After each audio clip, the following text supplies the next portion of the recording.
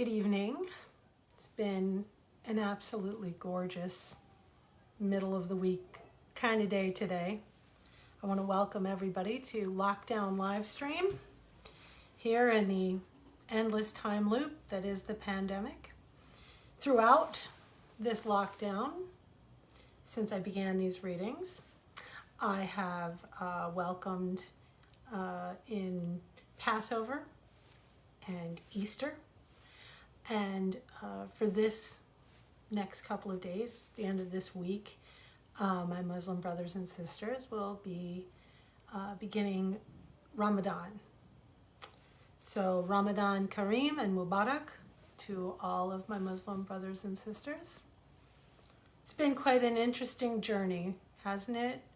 Watching the world go from being afraid of people wearing scarves to wrapping their heads and faces in scarves and t-shirts and walking around in masks.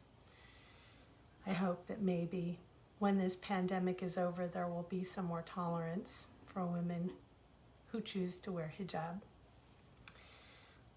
So I'll begin tonight by explaining that Ramadan and this first fable that I'm going to read are about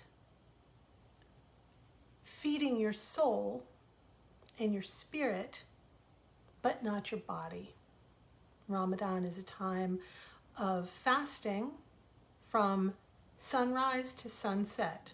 Muslims observing Ramadan do not eat or drink. Not one drop of water passes a Muslim's lips from sunrise to sunset throughout the entire month of Ramadan. And when sun sets, the fast breaks.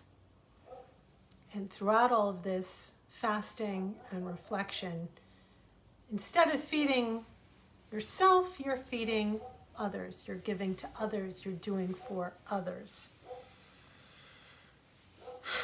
And last year during Ramadan, see, I won't be able to do this year because the mosque is closed for our safety. But last year during Ramadan, I observed to the nth degree the Muslim caveat of never ever wasting food. And so when I broke my fast with dates, I would save the pits. And so I, over this year, grew them. So I was hoping to bring these to the mosque for Ramadan, but there are going to be 5 date palm trees grown from the seeds of last year's Ramadan that I hope will bring many dates to our community in the future. So in the Muslim tradition, I'll begin by saying Bismillah ar-Rahman ar-Rahim. And the first story for tonight is one that I thought was kind of fitting for this, and it's called Soul Food. Dawn broke over the Arctic, and the water was alive with the splashing of hundreds of seals. It was time once again for Ceylon to perform her daily tasks. She was a very reliable young harp seal and took on a great many responsibilities. "Why, I vow, that girl works harder than any bull," said one of the local matrons. "She takes on everything that comes her way."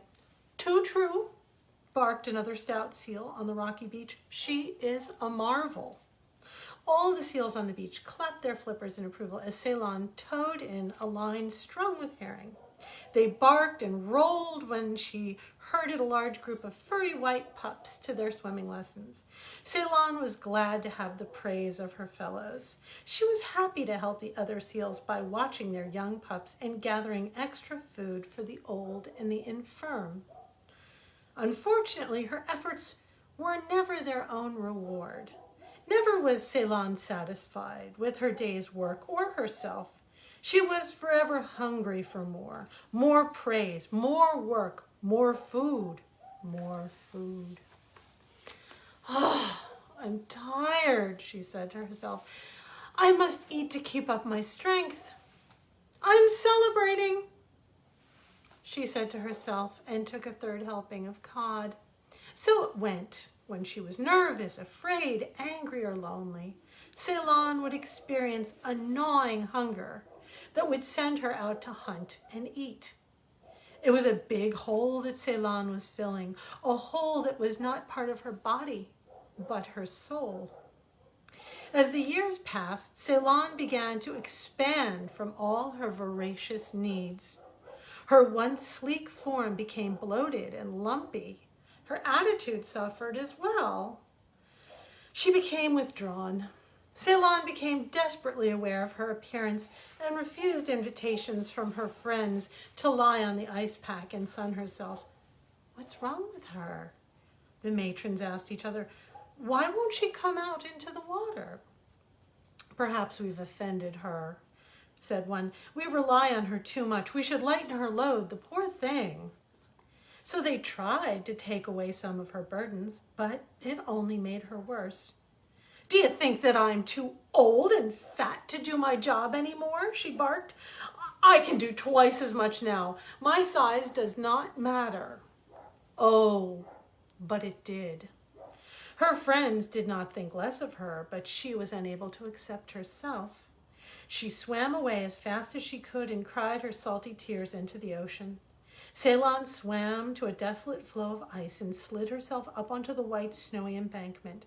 She looked up at the sky and over at the wide, cold sea. "I hate them all," she shouted.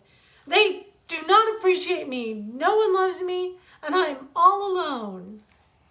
Just then the sky began to light and burn with colors that seemed to swim in the air like a million ghostly bright seals. The northern lights filled the sky. "Oh," Ceylon gasped. "Aurora, hear me, grant my prayer, make me thin and young again, so that I may have true happiness." The light grew brighter than she'd ever seen them before, and in a flash engulfed her. "Granted," the light said, "that you may learn." When the light was gone, Ceylon looked at herself and saw a sleek young body. "Oh, thank you," she said, and dove into the sea. She swam back to the others as quickly as she could. Everyone greeted her warmly. "Feeling better, my dear?" asked the old one. "You are looking very well." "Oh, yes," Ceylon said. "I'm wonderful now. I'm back to my old self." Once again, Ceylon took on her tasks, and once again they all sang her praises, and once again she was empty. Less than a year passed before she was back to her old unwieldy size. "I must swim back to the floe and ask Aurora to save me again," she said to herself, and so she did. Once again, on the ice, she called to the heavens, "Please help me, I beg you." The sky filled with the swimming colors of Aurora, and again the voice spoke. "You cannot get your fill," it said. "You do not crave food for the body, but for the spirit. Only when you have filled your heart will your body be satisfied and your life be whole." Panicked at the prospect of not being magically cured, Ceylon wept. "I don't know how to do what you ask," she cried. "Please just fix me as you did before." "I will do better than to fix your body," the voice said. "I will heal you instead. Gaze upon me now. Look deep and see the light." Ceylon did not care what it took. She only wanted to be changed for good and all, and so she did as she was told. Looking up at the dancing rays, she began to feel changed, softened, open to something new. "Please," she said, I think I asked for the wrong wish last time. I think I should have asked you to grant me peace. My vanity was too strong. I asked for something outward when the pain was inside of me."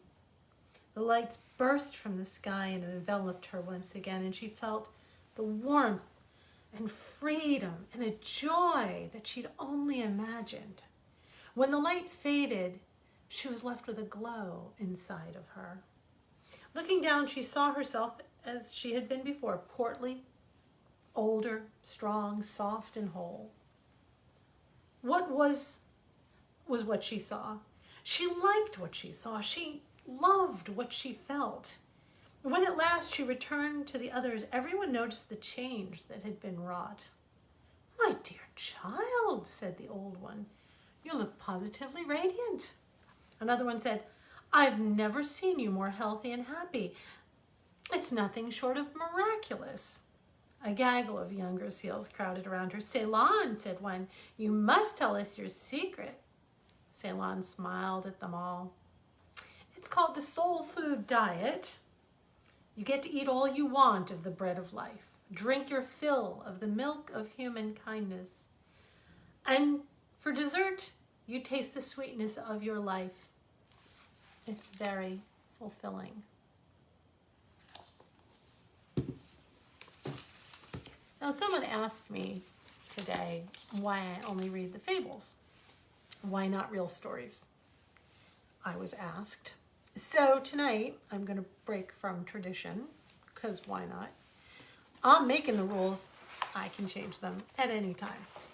So I wrote this story for Family Circle magazine once upon a time, like about 1,000,000 years ago. And it was about my father-in-law and my sons. We were living in New Jersey at the time. So you will see how spiritual things have changed since. Let's see, when was this written? This was November 16th, 1999. So it was right around the time I was writing the Fables, and it's called Grandpa's Song. Sitting at the edge of my 5-year-old son's bed one night, after I'd had an especially bad day, I listened as he sang a haunting little tune.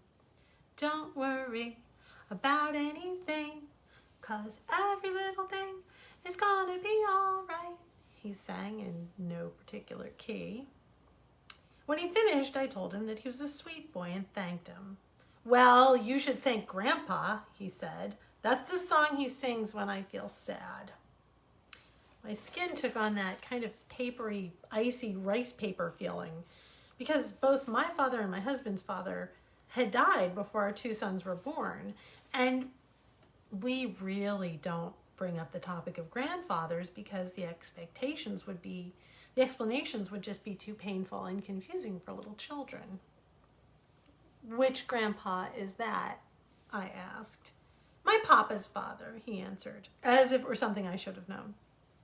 "That is the grandfather who died of a heart attack at age 52, 2 months before Zoltan, at that time age 5, was born.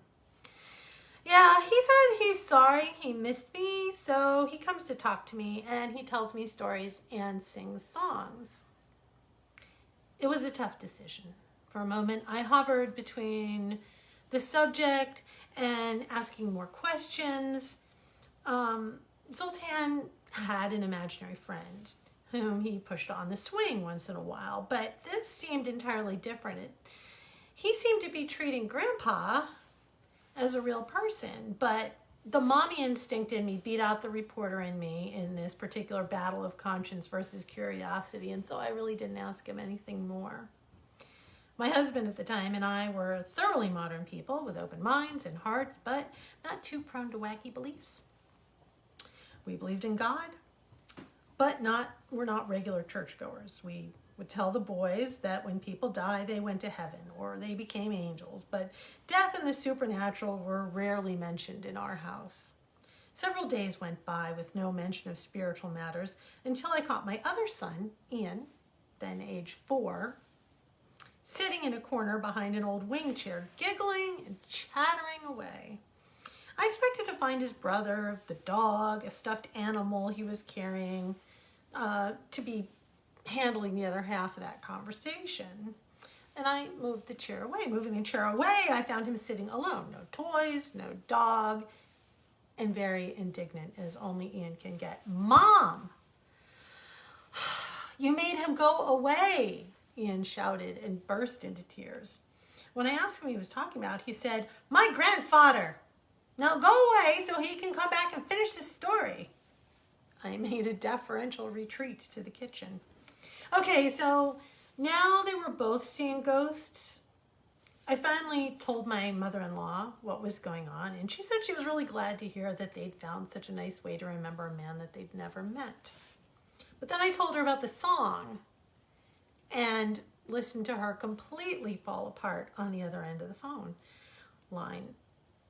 That was his favorite song, she managed. It was this silly tune that he heard on the radio one day, and it instantly became his favorite. And he even went out and bought the record, which was something he never did.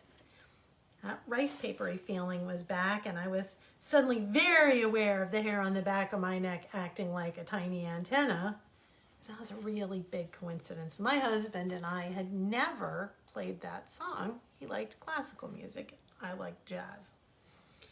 Despite our curiosity, my husband and I agreed not to focus on what was happening with the boys. It isn't something I'm willing to intrude on, he said. Let them see and hear what they believe and just feel good about it. My husband was working in his wood shop in the back of the house one day. Our older son asked for some tools and some wood to work with, and he worked away for an entire afternoon. The next morning, he woke up and he headed straight for a hammer and nails. I'm making a statue of my grandpa so that I can always remember him and not be so sad when I think about him, he said. Finally, he came in to ask his father for help finishing the project. On the big table in the shop were 3 pieces of wood. See? That's his head and his 2 arms and his long body, he said with pride. I just need help making all the pieces stick together. It was an absolutely perfectly aligned wooden cross. I wrote about this not to promote any specific religion, but to remind myself, my sons, and others of a time in all of our lives when believing means seeing. That particular story has had a really interesting life to it. It's kind of haunted me because years and years after this, I was in a supermarket and I ran into a man named Jim Mancini, who had been the mayor of Long Beach Township on Long Beach Island, and he hardly ever talked to me, just ever. And he lived right down the street. But he came up to me and he said, I want you to see something. And he pulled out his wallet and he pulled out a folded up rectangle that was really careworn, and it was this story.